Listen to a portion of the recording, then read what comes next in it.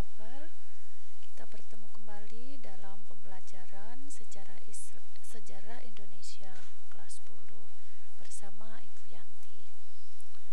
Ya, anak-anak, Ibu selalu mengingatkan untuk saat-saat sekarang ini kalian harus tetap melaksanakan protokol kesehatan dengan melaksanakan 5M, yaitu mencuci tangan dengan sabun, memakai masker dengan benar, menjaga jarak minimal 1,5 meter dengan orang lain, membatasi mobilitas di tempat umum, dan menjauhi kerumunan atau keramaian. Ya, itu harus dilaksanakan, ditaati. Oke anak-anak, sebelum memulai pembelajaran, marilah kita berdoa dulu agar ilmu yang kalian terima menjadi berkah. Berdoa mulai. Berdoa selesai.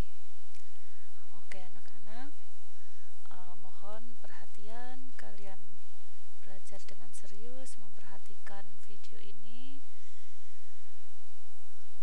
dengan materi masih dalam bab yang sama ya, tentang Islamisasi, dengan materi pokok perkembangan agama dan kebudayaan Islam di Indonesia, dengan submateri pengaruh masuknya agama dan kebudayaan Islam terhadap kehidupan masyarakat Indonesia.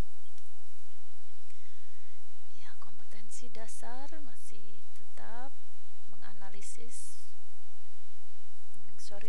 indikator pencapaian kompetensi, yaitu menganalisis pengaruh masuknya agama dan kebudayaan Islam terhadap kehidupan masyarakat Indonesia. Nah, yang tujuan pembelajaran, jadi setelah kalian mengikuti proses pembelajaran, kalian mampu menganalisis pengaruh masuknya agama dan kebudayaan Islam terhadap kehidupan masyarakat Indonesia. Ya, coba diperhatikan perkembangan kehidupan masyarakat, pemerintahan, dan budaya pada masa kerajaan-kerajaan Islam di Indonesia. Dikutip dari situs resmi Kementerian Pendidikan dan Kebudayaan RI, perkembangan Islam di Indonesia mulai abad ke-13 yang menunjukkan intensitas yang tinggi. Pengaruh Islam terlihat dari sistem pemerintahan, perilaku keagamaan, dan bukti fisik. Ya, coba perhatikan anak-anak. Pada sistem pemerintahan, jadi konsep kerajaan yang semula pada masa Hindu-Buddha dianut di Indonesia, maka setelah Islam masuk ke Indonesia, itu konsep kerajaan berubah menjadi kesultanan. Kemunculan Samudra Pasai sebagai kerajaan Islam di Indonesia menunjukkan bukti konkret pengaruh Islam pada sistem kemasyarakatan dalam konteks sistem politik dan pemerintahan. Ditunjukkan dengan penggunaan gelar sultan untuk raja. Dalam struktur pemerintahan Keraton Demak juga menunjukkan Islam telah memengaruhi pola dan tatanan pemerintahan kerajaan-kerajaan di Indonesia, ditandai dengan adanya jabatan penghulu. Perilaku keagamaan di masyarakat Sumatera Barat mengakui perlunya norma-norma adat yang tidak boleh bertentangan dengan nilai-nilai yang ditetapkan oleh Islam.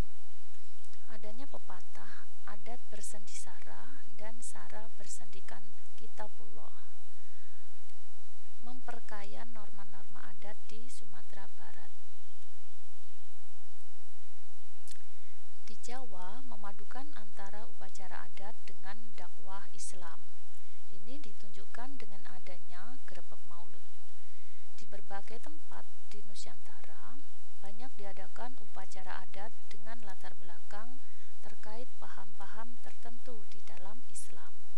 Misalnya, kenduri bubur suro, asan usen tabut, kanji asura, dan lain-lain. Di bidang keagamaan, tasawuf memiliki pengaruh cukup penting.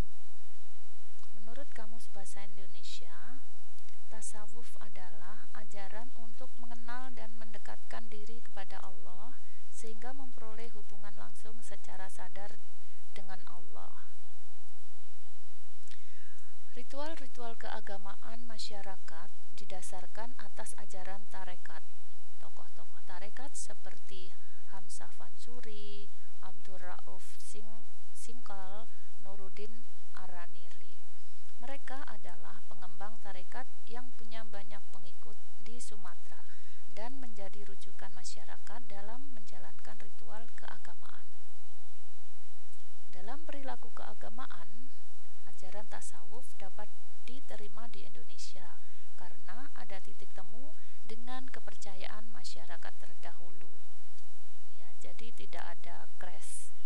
Sehingga dalam perkembangan Islam di masyarakat, bentuk-bentuk ritual tasawuf mewarnai perilaku keagamaan masyarakat. Beberapa tarekat berkembang di Indonesia dengan baik, antara lain Widoriyah, Naksabandiyah, Satariyah, Rifaiyah, Qadiriyah, Wasabnabandiyah. Kemudian ada juga yang lainnya Syadiliyah, Kalwatiyah, dan Tianiyah. Di Jawa ada wali yang menggunakan saluran kesenian untuk menyebarkan Islam. Yang populer adalah Sunan Kalijaga yang menjadikan pertunjukan wayang sebagai sarana dakwah efektif.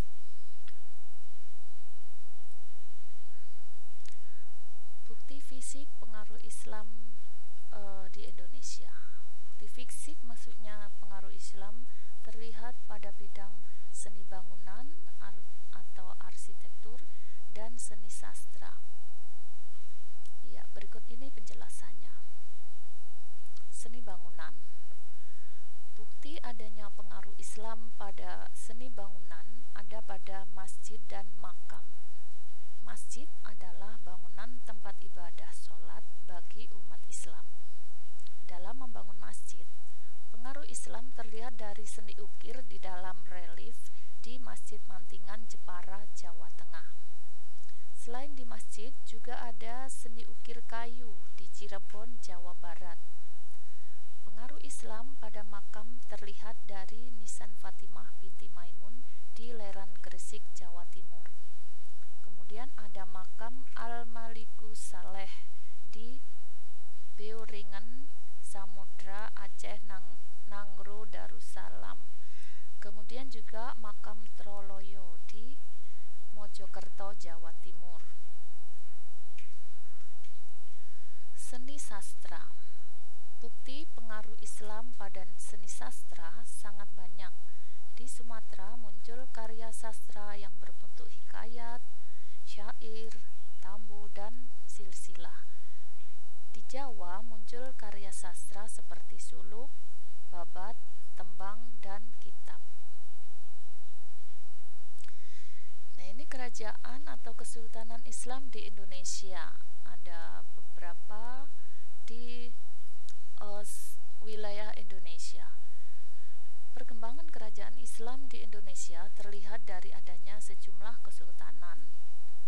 Ya, misalnya Kesultanan Samudra Pasai, Kesultanan Aceh Darussalam, Kesultanan Demak, Kesultanan Mataram, Kesultanan Banten, Kesultanan Goa Talu, Sulawesi Selatan, Kesultanan Ternate dan Tidore, dan masih ada lagi yang lainnya. Nah, demikianlah materi pada pertemuan kali ini. Ibu akan memberi tugas kepada kalian. Tolong dikerjakan dengan baik. Yang tugasnya adalah menunjukkan bukti fisik peninggalan-peninggalan bercorak Islam dari tiap-tiap kesultanan di Indonesia. Ya, demikian anak-anak. Semoga ilmu kali ini bisa membawa berkah buat kalian. Sampai bertemu lagi pada pertemuan berikutnya. Assalamualaikum warahmatullahi wabarakatuh.